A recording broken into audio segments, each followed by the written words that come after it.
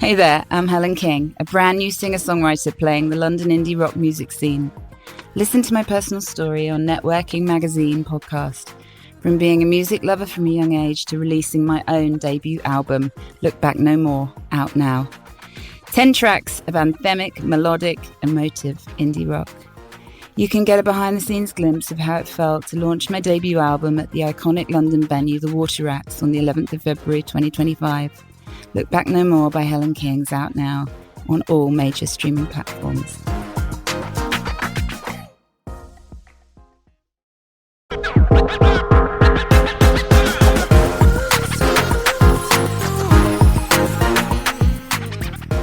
Hello and welcome to this edition of Jibber Jabber, the vocal part of the Networking Magazine with me, your host, Sanj Saigal. Today's guest is Rebecca Hanser, who's a writer, producer and actress for film and theatre based in London. She's known for feature films like Portal to the Abyss, Parasitus, Blade of the Assassin, and short films Third Life Crisis, the award-winning Ghosted, The Family Plan, The Union, and a tribute to Frida. Her work also includes the BAFTA award-winning Netflix TV series The Witcher. Every once in a while, you come across someone who stands out from the crowd, people who remind you that you can do it all if you want to. Rebecca Hanser, welcome to the show. Hi, thank you so much for having me. You're very welcome. Look, I was drawn to your story because of your motto. A wise woman once told you a human being is capable of doing more than just one thing. So don't confine yourself to just one box. Who's the woman? So it's really it's a funny story actually, because I travel a lot, and on one of my trips through Latin America, I actually met a woman on a tour, and we started talking, and obviously you mentioned what you're doing, and she mentioned, oh well, I'm a beautician, I'm a lawyer, I'm a writer, and I'm a mother, and I'm like, wow, those are like completely different jobs, aside from the mother role, of course, but the other three things were just completely unrelated jobs, not even in the same industry. And I was actually a lot younger, and it sort of made me realize, well, this was very eye-opening. It's like she gave me a free pass into what my future was going to be like. Because at that point in time, I already had many different interests. I had my feet dipped in many different things already, but there was always this voice inside me, in the back of my head. You know, society has this unwritten rule that one should always just focus on one thing, and that is the safest, most stable thing to do. But I never agreed with it.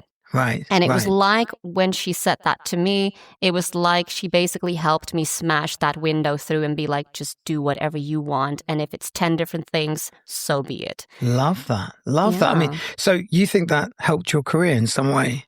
It definitely did, because I still think about that. I really do. Every time when I'm in doubt, every time when I question myself, because I do have those moments, of course. Sure. I always think about that line, and I'm like, no, there are people out there who are doing the same, and probably even more than me. So I don't need to confine myself, you know. Yeah. The sky is the limit. Nobody owns the sky, so let's fly. I love that. I mean, you can do it all. For me, I'm still learning to cook. That's good. You gotta start somewhere, right? And at least the willingness to learn is there. That's the most important. That's right. Yeah. Well, look, just to paint a picture for the audience who might not be familiar with who you are, there are too many accomplishments to talk about, but here are a few things that caught my eye. In August 2024, you received a BAFTA award for The Witcher Season 3. I mean, what was that like for you? I mean, it must have been a great accomplishment, something as a marker for what you've done. I mean, it's a big TV production, right? Absolutely. And I just wanted to mention that's obviously an award that I share with the entire team at Cinecide. So I've been very grateful, very lucky to have been part of that production. It was a lot of work, I'm not going to lie. It was one of my first big high-value productions with a lot of exposure worldwide. So there was a lot of pressure there to perform. So I was in VFX, and that's obviously for a fantasy show like The Witcher, it's crucial. Yeah. Because if it was... Yeah, sorry. Sorry, no, I was going to say, I mean, it's quite a physical role that you I mean, did you have to do specific things for that role? For the VFX, no, it's very much coordinating the artists who are obviously creating the incredible monsters and the creatures that you see on screen, which are basically the beating heart of the show. Of course, every episode you have a different creature. Yeah. So, but yeah, it was very rewarding. It was very educational as well for me. Yeah. Funny thing, when you're working in VFX, naturally you're not part of the performing side. Normally I'm on the other side of the camera, but this time I was in production, in post-production. And it did somehow teach me a lot about acting as well, because obviously that's the main thing. That's my very first true passion, which is performing. And funny enough, working in VFX helped me become a better actress as well. Interesting. Okay. It's very, yeah. Right. Okay. Well, look, in another box, to coin your phrase, you were on set filming the music video to the Black Eyed Peas in 2024. I mean, the music video featured El Alfa and Becky G, and for their song Tonight. Yes. That song was also on the soundtrack for Bad Boys. Love that movie, Ride or Die. What was that experience like? 'Cause that's quite a diverse thing for you. I mean, you went from 2024 to 2020, late 24, into Witcher. So how did that figure? Yeah. I mean, how did that work?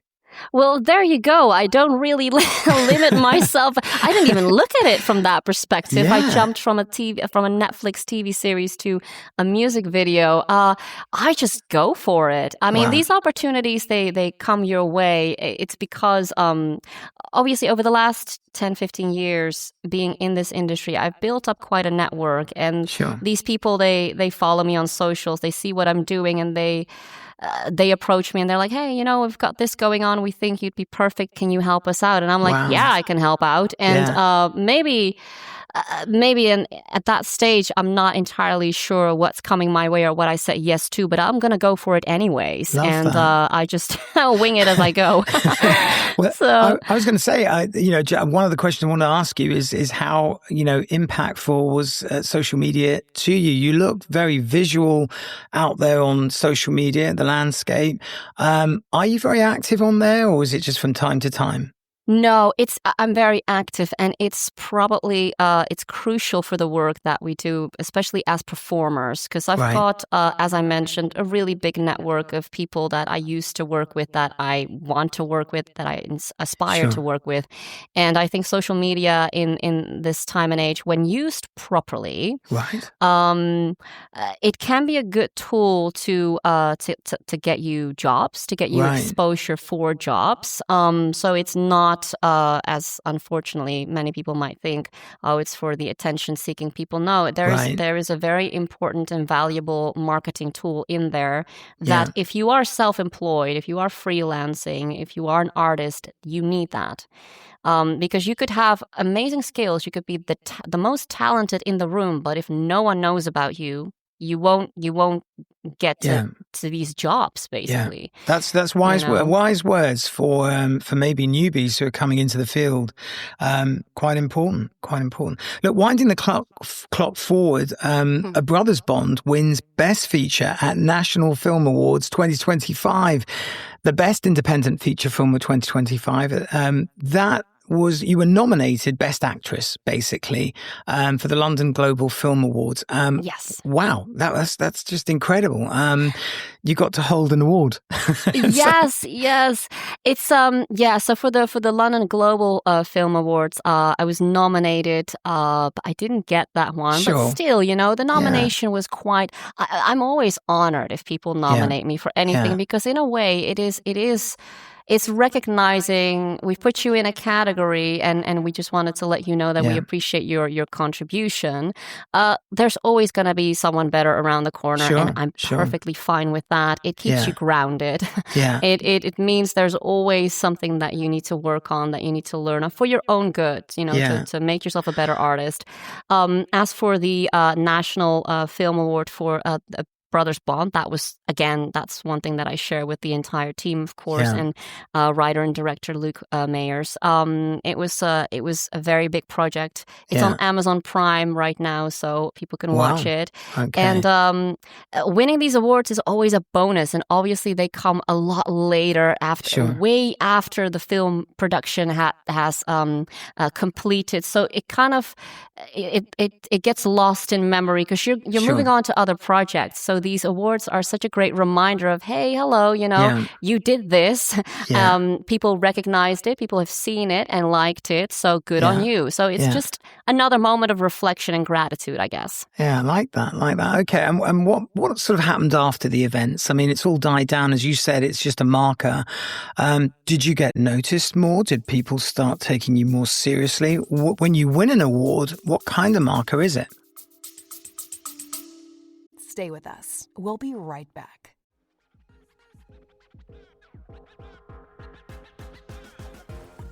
She's an emerging talent in the modelling world who makes no secrets of also balancing her time with music and digital media, working with iconic brands such as Yves Saint Laurent, Revolution Makeup and Shane, to name a few. Maria Valentina shares her professional and personal journey with us. Maria's magazine editorial is available on our website in glossy print and in a Catwalk Diaries digital magazine. Visit networkingmagazine.co.uk or check out our bio for details.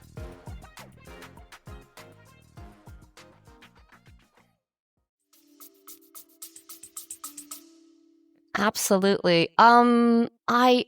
I do think people notice you more, and I've just been busy ever since. To be fair, I've got a lot of projects lined up for this year, and some of them, because they're slightly longer projects, feature films that slip into the new year, so they'll come out next year.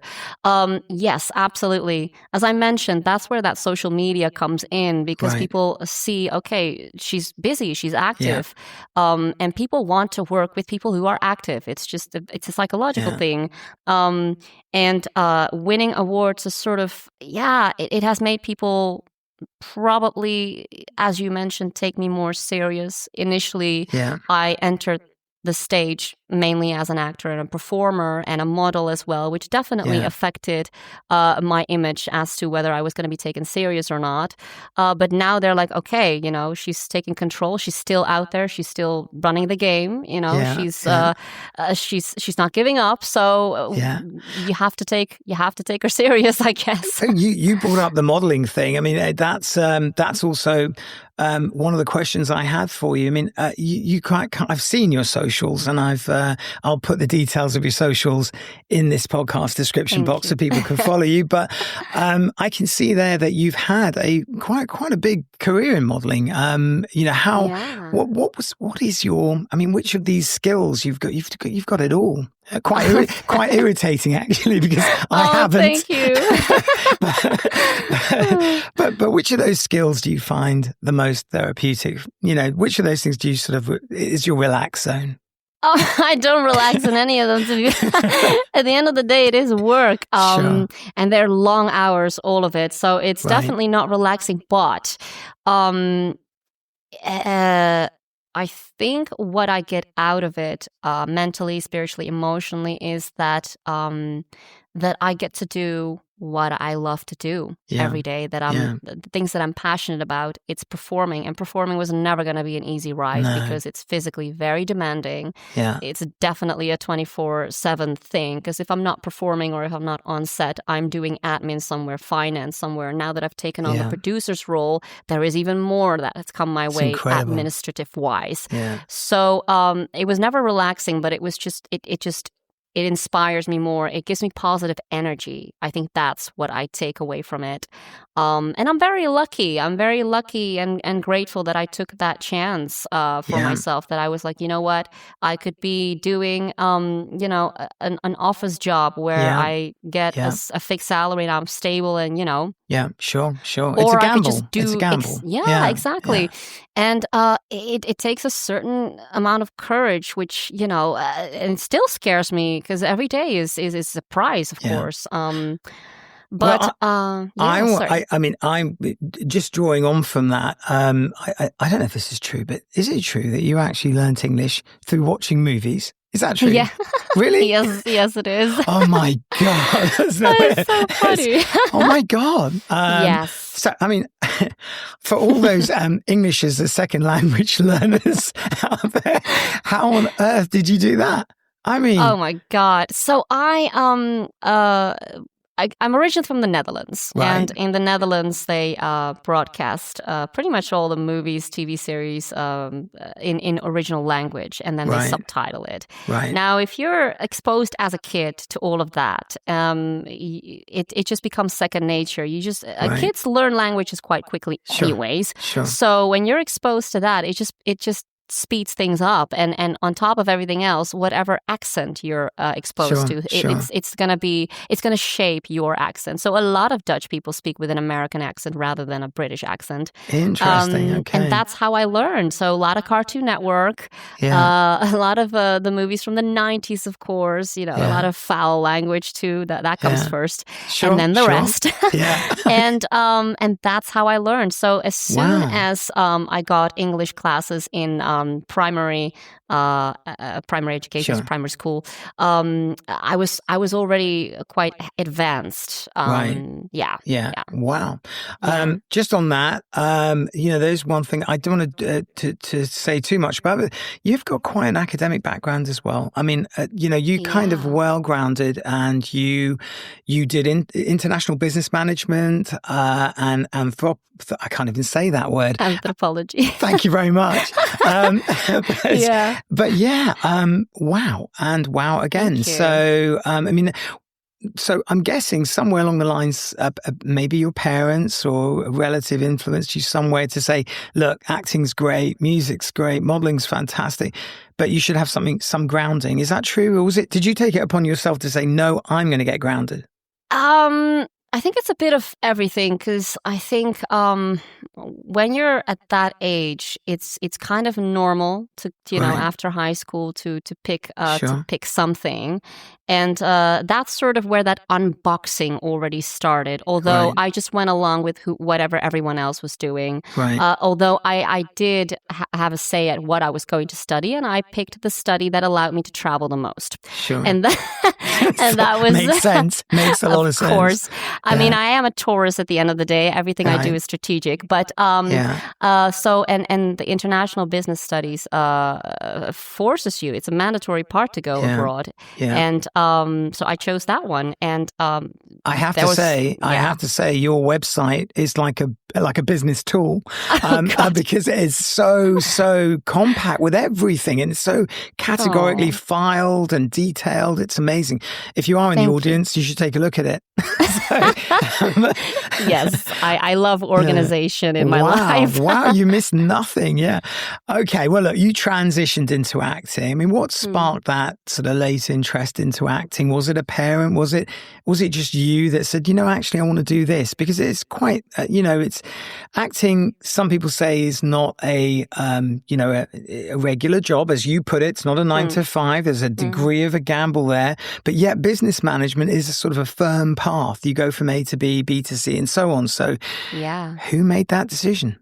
I did. Really? I did. Every decision I made is my own. Right. And the funny thing, like you said, international business was kind of more and more stable, more firm thing Right. to pursue, and then you go into acting. Yeah. I always say every choice I made was never made like randomly. Right. There was Yeah. always a reason for me to do what I did, and it might have not made sense back then to me, even to myself. Yeah. It didn't. But I think at some point I felt I wanted to do something with my creative side. And I think it was definitely Right. the modeling that helped me Yeah. fall more in love with performing. Because in Yeah. a way, when I model, I'm not your conventional average model, because Yeah. instead of posing, I'm actually moving around in front of Yeah. the camera, and Yeah. I sort of allow the photographer to pick whatever they like, whatever Yeah. pose they want me to be in. Yeah. And that's where that whole performing started. And I was like, I feel so comfortable in front of the camera. Yeah. and I want to explore that more. And so after all of these firm studies, as you call them, I decided to do something not so firm, and be genuine and honest about that, and just really do it. Just do it. Yeah. Did you get any opposition? There must have been someone who said, "Look, Rebecca, what are you doing? You need to do this." I mean, was there did you get some opposition to your sort of dreams, your goals, your aspirations? Did someone say, "Don't do that"? No, there was no one that said, "Don't do that," because I don't listen. I just simply don't listen when someone says, "Don't do it." I'm like, "Oh, don't start that." So there have been people that casually, diplomatically questioned me, like, "Are you sure? Are you sure you want to do this? It's quite a big thing. It's very insecure. It's very unstable. Have you thought things through?" And my answer to that would just be, yes, I've thought things through. I'm just going to go ahead and do this because, so once I made up my mind, I just went for it. I picked London because I felt, look, if I want to do this, I want to do it right. So, and I felt, and this is my personal opinion, I felt that in London they had the better drama schools, and so if I was going to do it, I wanted to learn from the best, so to speak. Yeah. Like that. Okay. Yeah. Let's move on. And I've got here the role of Titania. And if I said that right, what was it like playing that? Is it A Midsummer's Night's Dream, right? And so what did you take from that? It's quite a different role for you. Totally different. It was an incredible experience. I have a weak spot for theater and stage work. Yeah. It's very different, of course, from screen work. There's a big difference between screen acting and stage acting, and I think this was probably the pivotal role that made me realize that in practice. I loved playing Titania because she's such a larger-than-life character. She's got such a stage presence without saying too much, because she is, of course, the fairy queen. Correct, yeah. And so I didn't have that much dialogue, but there was a lot of physicality, and I loved it. I fell in love with it because I do love to serve a crowd. I love to work with an audience, a live audience. Nice. And this really allowed me to. It's hard work. That was one big takeaway. Stage work is so much harder than screen work because you have to be on stage several nights a week. There is months of rehearsals that go that precede a show, and and then there's always the circumstantial expectations. What's going to happen on the night? Everything can go wrong. Technical issues, whatever. Some things that you just can't prepare for. So there's just a lot more involved. But it was great. Okay, and then the Extreme Improv Comedy Club I've got here. Tell me about that. What was that about? Oh, that was so lovely. This was definitely in my stage acting era, as you can see. I can see that, I just create all these little chapters in my life. Like that was my stage work chapter. I loved it. We toured around the UK with Extreme Comedy Club, and that was all very much stand-up comedy with David Pustansky, and he's brilliant comedian, and all the others were also incredible. I learned so much from them. And it was just a completely different thing because obviously Titania in Midsummer Night's Dream, that was all very much scripted. Yeah. And this was just unscripted. So, so you tapped into your comedy side, did you? Yes. Apparently I've got that. Look at that. It's just very scary, of course, because it was totally different. Coming from screen acting, which mainly is scripted, to something that's completely unscripted and live, that was just, that was quite the challenge. Pressure's but I loved it. Yeah. Okay, you love movement. You said you love movement.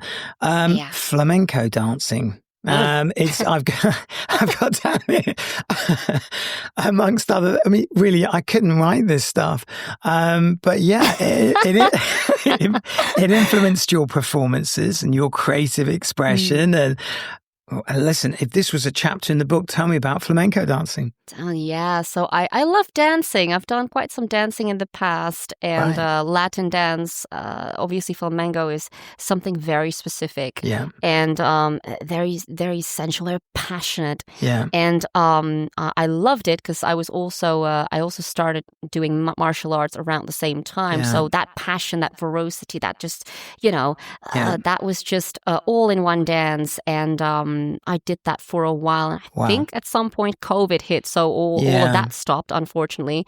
But I loved it. One takeaway of that is that elegance in movement, that very feminine but powerful, empowering movements in there. Yeah. I think I definitely, with everything that I've learned in terms of skills, whether it's dance, martial arts, I always take a little bit of that in my skill set as an actor, of course. And it's interesting because, I mean, obviously dance and martial arts, there is some connection there with flexibility, movement, etc. I mean, I saw this picture of you. I think you were all dressed in white. You had you were doing a high kick, and I couldn't believe it. It was, I just couldn't believe it. Oh. If it had been any higher, you wouldn't have seen your foot.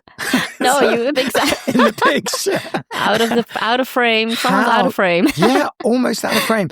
So, I mean, how much of martial arts do you still continue with? I mean, I can't imagine. What is your sleep pattern like? You get up at 5, do martial arts. Do you? Yeah. How is it possible? Yeah, no, I do have a good sleep pattern though. I always try to get at least 6 to 7 hours in the can, but I do. Right. I'm an early riser. That's true. But not to do martial arts early in the morning. That's just spread out all over the week. Right. But yeah, I do Muay Thai, Taekwondo. I do boxing, kickboxing, and jiu-jitsu. God. Yeah, it's very intense, and people are always a bit surprised when I say that because I'm actually quite a skinny little girl. So they're like, "How in the world are you like? How do you do that?" Wow. But I think it's because of exactly that I just felt, you know what? No, I want to be grounded. I want to be strong for the physical job that I'm doing. There's a lot of cardio, and it's just really good for your physical health in general, really. Wow. Aside from the bruises that you come out with most of the time. But, it's a small price to pay. It's fine. You've done some work with a documentary. You've got experience with documentaries, and that's quite an interesting genre. It was a short documentary, Andalusia, I think it was. Andalusia. Yes. Oh, you say that so nicely. Well done, thank you. Thank you very much. And what was it? I mean, what did you take from that from that project? Yeah, so I produced and directed that myself with Little Boffin Films, and it was the producing side of it was already quite challenging, but I loved it, and I think it was funny looking back on that documentary. It's like I'm not looking at myself. It's like I'm looking at someone else's life. Interesting, yeah. As I hear myself talk, and the biggest takeaway from that is how much I do and how hard I work for something that I'm passionate in. And it happened to be flamenco in this documentary. Right. But it's just, just. I mean, do you want to do more documentaries? Is that something on your list, or is that just a sort of chapter in your life? No, definitely documentaries, and it doesn't necessarily have to feature me. It could be documentaries about other topics as well. But I think at this stage, with my company, we're focusing on short form at the moment, and on, let's say, in the next 2 years, I will definitely be taking on my first feature film as well. So that would be my main focus at the moment, and then so not immediately documentaries, because that is still a different genre, of course. Right. Okay. With your filmmaking training, I mean, how did training in filmmaking, screenwriting, and editing enhance your capabilities as a director? I mean, directing is a different aspect of you, sort of on a different side of the camera, right? Definitely, yeah. It's I think having done so many different things and really like tried out different roles on set, whether it's in front of the camera or behind, you pick up on a lot of things. Right. And all of that is beneficial. Whether you aim to become a director or a producer, you need to know a little bit about everything. Those two roles are require you to know about everything, about all the teams, about all the departments. You don't necessarily have to be a gaffer, or you don't have to be an editor or camera person, as long as you know about it. And Did you make a good boss? Did you make it? I mean, did people take you seriously? There you are, standing there on the other side of the camera. Did they sort of take you seriously? Maybe not initially when I started to introduce myself, be like, "Hi, I'm here to help out or do this," and they're like, "Okay, interesting." But I think within the next 30 minutes, as soon as they see me work, because I go straight into work mode, and I ain't playing. When I work really, really hard. You're scaring me. You're scaring me. No, but not in an aggressive, violent way, of course. But just I'm loyal to my hard work ethics, and I want to work. I love what I do. I love working. Yeah. So within the next 30 minutes, you can just see them change. You can just see like, okay, she means business. We have to take her seriously now. And so that changes quite quickly. And that happens predominantly when people work with me in person. So when people see me on social media, they might have a different image of me. They might be like, oh, it's all about glamour. It's all about, looks and whatever. But there's a different side to that. And usually that comes out when people work with me in person. Interesting. Okay. Yeah. What about the horror genre? I mean, that's a quite a tricky genre because it's so special effects orientated today. Yeah. It's not sort of like the Hammer House productions of the 80s and the 70s. It's very much now a green screen and that kind of thing. But you're particularly drawn into the horror genre. You've done some work there. How do you kind of create the fear and the tension? I mean, I saw a clip of you. I think it was on YouTube, and it did put the fear of God in me. Oh God, which clip was that? Oh my God, there was. But no, I mean, in general, do you think that it's? I've seen you cry on screen. There was a clip of you crying. It was so you kind of get the emotional side of you, and I think you brought that into the tension and the fear of that particular genre. But I mean, is it hard to work in horror these days? It's no, it's not hard because when you're an actor, you should be prepared for any kind of genre. I think actors will have their preference, of course, but at the end of the day, if you are being offered a film role, you go with it. Right. And somehow horror has a way of finding me. I don't know why. No, actually, I'm lying. I think I have a feeling I know why. So do I. I've got two skills in acting. I am either a good crier or I'm a good screamer. It's one of the two. So there you go. Yeah. No, on a serious note, I think it's because I've always been a physical actor, and I think horror is very physical at the end of the day. Whether you're playing a demon or whether you're the one running from the demon, it's very physical. Yeah. And that's probably one of the main things that I'm being asked for horror films. I love them, though, because there's not a lot of dialogue, so that's perfect. It's just running around screaming is perfect. It's easy, job done. But yeah, sorry. Tell me. No, I was going to say that that ties up well with Visualize Productions. That's the name of your production company. And how old is that? When did you set that up? And what sort of pushed you to say, you know what, I'm going to produce? When did that happen? And how did it happen?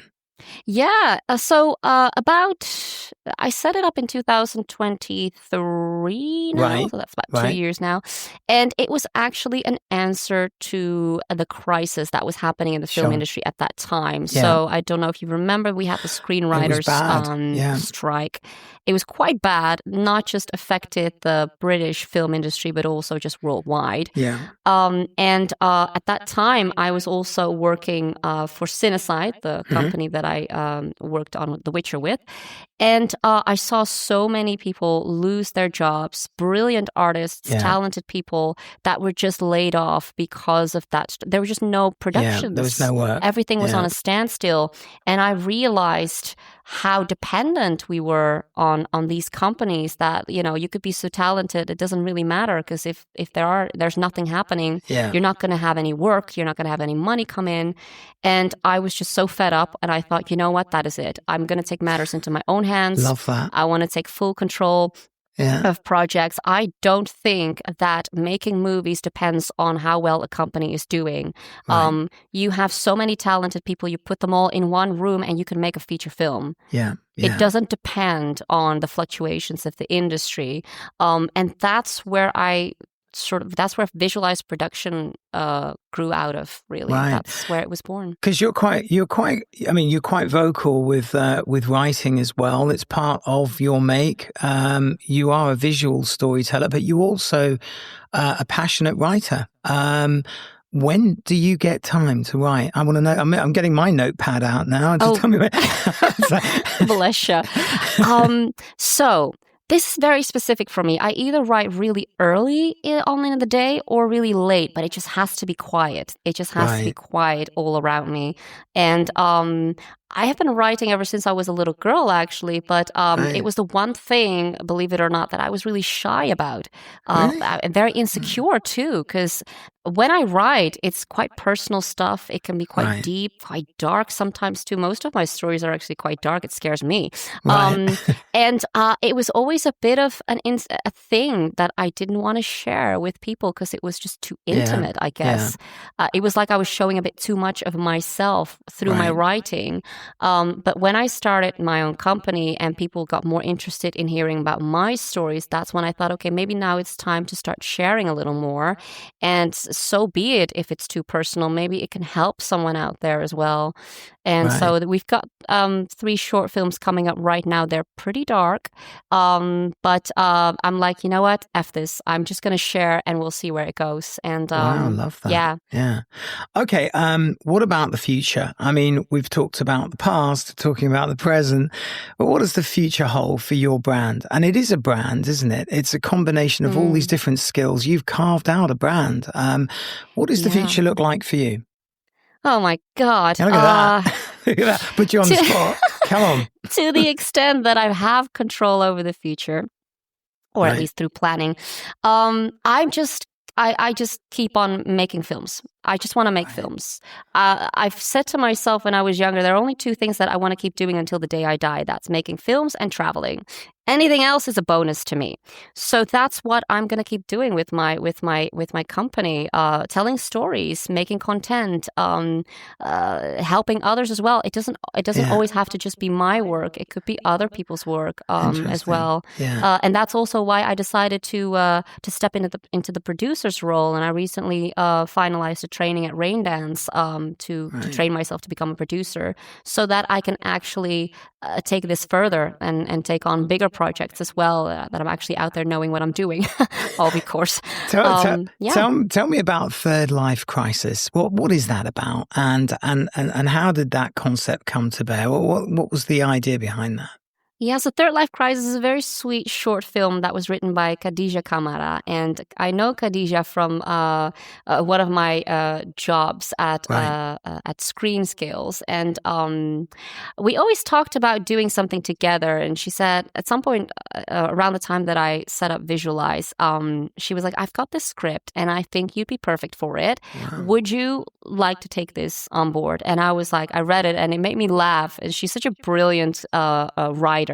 And I said, yeah, let's do this. Let's just go for it, And so we just got a very, very, very small team, very skeleton crew team together, and we just did it, with whatever equipment I could get a hold on. We just made it happen. We made it work.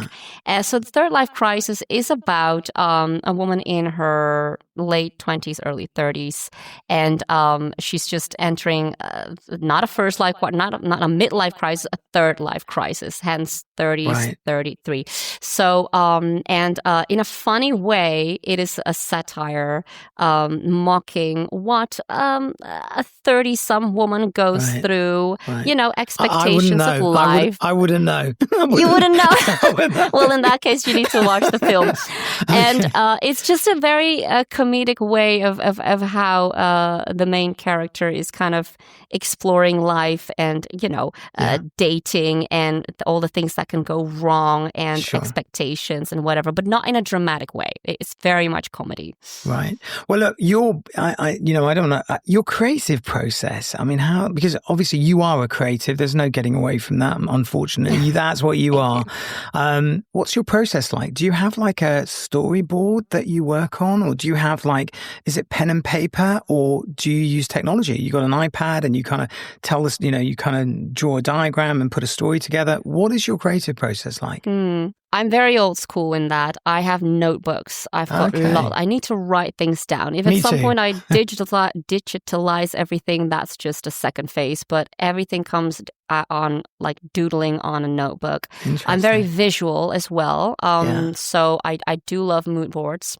Right. And they come in handy if you have to prep pitch decks and all that stuff. So it's good to have them anyways. Yeah. But yeah, notebooks, just doodling. If you look at it, it makes absolutely no sense. I think Arabic would be easier compared to the notes that I make. Wow. But it makes sense to me. And it's as long as it's on paper, so it's not in my head anymore. You've got it out there. Exactly. Okay, let's talk about this. You touched on the fact that you've got a Dutch background. You moved to London. You like the diversity of London, etc. So when you go back, do people sort of scream your name? Oh my God, it's Rebecca Hanser. I mean, are you like this? Are you like a queen over there? I mean, what you've accomplished. I mean, tell me about what it's like when you get off the plane. Dark glasses and a Burberry Mac. Oh, bless you. Luckily, it's not like that just yet. Right. When I do go back to the Netherlands to visit family, incognito, hidden behind sunglasses, it's nothing like that. Right. But yeah, among my community, my friends, my family, the Indo-European community, word does spread quite fast there because there are not a lot of people from that community that broke through. If that makes sense. Yeah, I get that. Europeans, Indos is what they call them in the Netherlands, are very shy. They're not very vocal. They're more like, it's all good. It's all good. Yeah. They say, oh, suda. That's what they say. Right. And I'm more like bombastic, like, bang. I want the spotlights. Wow. So I was already quite different in that, from that sense. But no, nothing crazy. Nothing crazy when I go back. Okay, let's talk about language skills. How many languages do you speak? Oh, couple. Really? Come on. So, English, Dutch, of course, Spanish, and I've got medium proficiency in French, German, and Portuguese. Oh my God, Rebecca, I hate you. No. Which languages do you speak? Well, I speak a little bit of Spanish, but I'm not going to do that here. Oh. And English, yeah, I do speak a little bit of Spanish. Come on, let's do it then. No, come on. Muy bien. Oh, you have an incredible accent. I'm not going to lie. Thank you so much. Yeah. Okay. Does that help you at all? I mean, knowing different languages, does that impact acting or directing? Does it give you more depth because you have a bigger understanding of languages? Or not really? It's just something that's in, that it's a dormant skill. No, it's not really. It's not dormant. Although I've done a few projects where I had to use different accents. I've done a tribute for Frida, which was a short film that was actually that took off quite well in 2021, where I did the Mexican accent and I spoke Spanish in that short film as well. Right. There was another project that I had to use a French accent. So it's always good to have that as an actor. It's always good to have that in your skill set. Haven't done crazy much with it, but for people who aspire to work with me, they're always very excited when they find out that I have all these languages. But I think at the end of the day, most of the projects that we do here, being in the British film industry, everything is pretty much mainstream English. So as much as they appreciate you knowing these languages, most projects will be English. And yeah, I mean, I'm always ready to go. I mean, when you're in this industry, for anyone that's listening, when it comes to all these extra skills, it's pivotal to keep training them, because you never know when at some point something comes through and they expect you to be able to do it right from the get-go. Wow. So, so I might not have anything going on right now that requires me to speak German or whatever, but that doesn't mean that I stall that process. I will continue rehearsing, I will continue training, because it could so be next week a casting director will be like, okay, we need you to go there and we need you to do this in German. I'm like, what? And then you just have to go. Yeah. So so I was going to ask you this question, but now I mean, advice for filmmakers, advice for actors. It's quite a standard question, but you've got such a sort of big background. What advice would you give generally? Because you've got so many genres to you. Generally, if you're in the sector you're in, what good piece of advice would you give someone who's coming into the industry now and looking at you and thinking, my God, I can't measure up to her? Oh, no. That's one thing that they really need to not do, is compare to others. You can have role models, you can have people that you get inspired by, but you always have to stay authentically yourself and be true to yourself. And trust me, this is going to help you, because you're a lot of times there's so many rejections because there's so much competition. You're gonna see people who might do a lot better than you, and it becomes almost crucial to know who you are and be strong in your own identity. Know what it is you bring to the table and what you want to achieve, so that whatever happens, whatever shakes you, that you'll never be like that you'll never break. So staying emotionally and mentally stable is one thing. I know it sounds very, very dreamy, very like tree hugging or whatever. It isn't. You have to be very strong and stable, because I've seen many people break down and leave the industry because it just became too much, and it was predominantly the rejections. So that's one thing. I mean, on the Instagram side, that's quite hard, isn't it? Because everyone measures up to everybody else. Social media means you compare, you know. So not that I sort of tried a high kick and made my foot disappear in the frame, outside of frame. Yeah, outside of frame. Yeah. But yeah, it's difficult. It's hard because it's always there and you're always being compared to. So you're saying do the opposite, be yourself. Yes. And that's why you need to know yourself, know what you came here for, be strong in that. And from there on, you sort of build your connections, build your networks. Networking is another thing that I really advise people to do. And not just when you don't have a job anymore. Like as soon as people lose their jobs, they jump right on LinkedIn and be like, hi, I'm looking for a job. Oh, I love everybody. No, it really needs to always you always need to be genuine and kind and interested in other people and keep those networks warm. Just like your skills. It is a skill in a way, networking, but it's crucial because you never know who's watching you, and you never know what projects those people are going to be on, and in those pivotal moments they can ask you because you were always the nice person, you were always the one that was interested. So that's another thing that I really encourage people to invest in. Yeah. We've talked about all the highs and we've talked about the great things that have happened. What about the lows? I mean, have you had any lows in your career that you've thought, this has made me stronger? I've learned from this experience. And, because there's so many setbacks in acting and filmmaking, it could be budgetary controls, finance, all sorts of things. Did you encounter anything like that? Was it something made you stronger because of a failure? I think I put you on the spot there, haven't I? No, it's a good one because I'm always thinking of the silver lining. But I think it's definitely in the early stages. It was the rejection, the disappointments.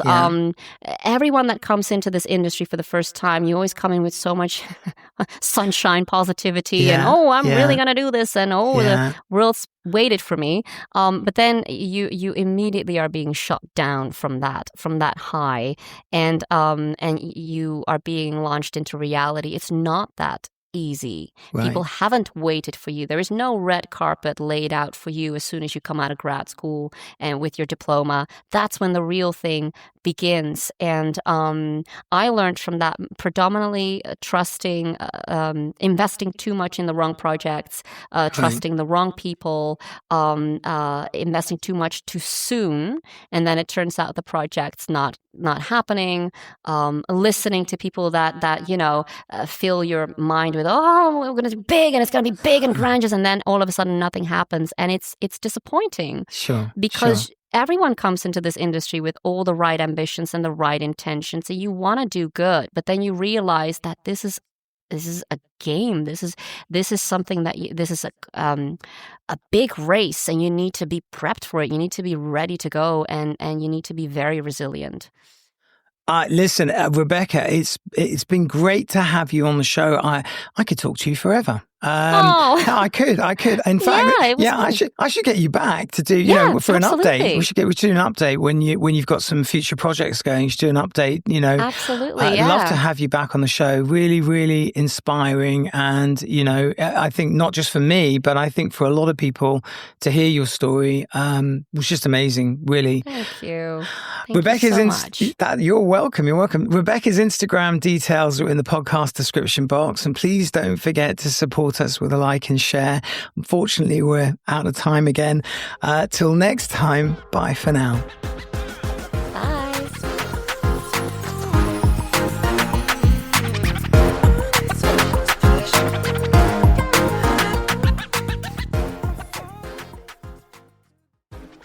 Cypher Issue 2 is out now. In this edition, we feature singer-songwriter Kelsey Watts, who performed on The Voice. She's just released her new single, Fit In.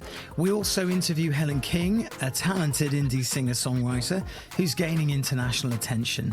Actor and producer Jonathan Stoddard shares his personal and professional journey with us, and we also talk to martial artist James Sang Lee, who's worked as an actor, stuntman, and fight choreographer in movies like Lethal Weapon 4 and Plane, starring Gerard Butler.